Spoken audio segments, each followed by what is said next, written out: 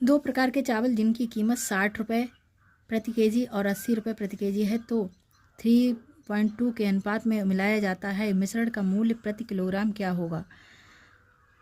60 रुपये और 80 रुपये। 60 रुपये वाले कितने हैं? 3, और 80 रुपये वाले 2।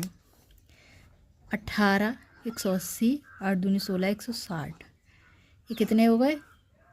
8 6 14 के 4 हासिल 1, 340, यानी 340 के हो गए। प्रति पूछ रहा है कि अब मिश्रण के बाद कितना होगा, तो इनको 2 से डिवाइड करेंगे। 2 नहीं, सॉरी, 5 से। 3 और 2 5 से। 5 से डिवाइड करेंगे। 5 एकम 5, छक्का 30, 5 अट्ठे 40। 68 रुपये प्रति केजी। Thanks for watching.